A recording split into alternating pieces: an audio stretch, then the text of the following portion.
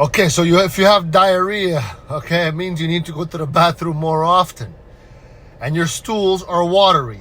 Here's some simple ways to help stop diarrhea and feel better.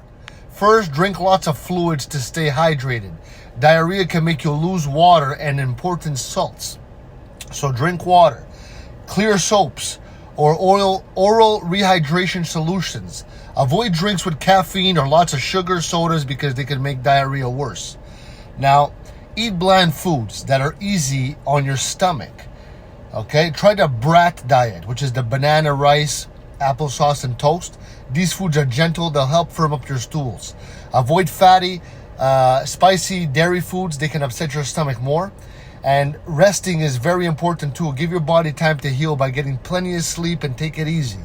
If your diarrhea is really bad or it lasts for more than a couple of days, you should go to the doctor. Sometimes diarrhea can be caused by infections or other health problems that need medical treatment. So basically, follow these steps and it'll make you feel better and get your tummy back to normal. Everything I just said, it's in the description if you want to read it down, write it down.